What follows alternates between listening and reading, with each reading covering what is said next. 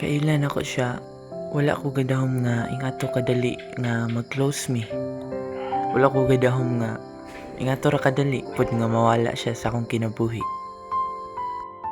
Hi, I am Max. Dili tong candy ha. Just kidding.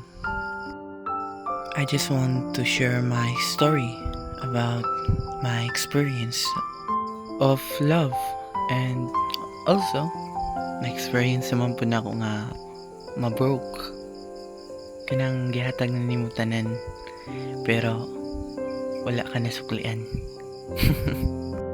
So, let's start. Year 2020, since pandemic, mukmuk jud sa balay, and that time I meet Nika. Ambot og ngano, pero masiguro tong giingon nila nga tamang pagmamahal sa maling panahon. Wala magdugay, na fall ko niya. Kuan mo siya, simple nga girl, butan, makadiyos. Tapos same vibes po may maong dali ragi kami nagka-close niya.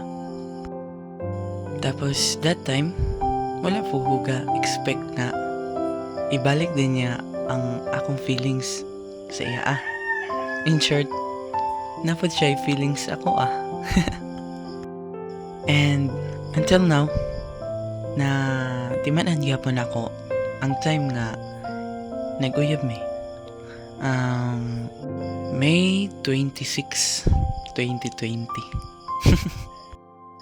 Ambot og ngano? siguro nilang ingon nga the greatest love. Siyempre, as usual, namang yung mga away-away nga mahitabo. But after 2 months, nakita na ko ang iyang pagbago. Ayun, nagbago siya. Wala ko ka-expect nga ingato ang mahitabo, but gabago siya.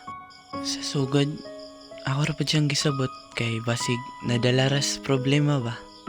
Siyempre, stress kay lockdown, quarantine sa balay. Until one day, wala na siya gaparamdam. Ambot og nganong nabuhat na niya, pero I think need niya space. And nashock na lang ko kay i-block na ko niya. Mga 1 week pud naka-block ko niya. Dili ko ka-message. And ayun, ako nga nabalakan na kung naunsa na siya, okay pa ba siya, or what.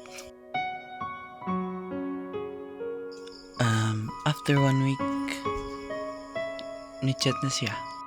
That time, happy pagi kay ko. Na-remember pa na ako nga gikumusta na ko siya. And she said need lang niyang time sa iyang kaugalingan para atubangon ng iyang kaugalingan. Kay siyempre di niya kailangang pabayaan ang iyang kaugalingan para lang sa ko. And ayun, nag-ayos mi. And after that, nashock ko sa akong nakita. See you sa part 2.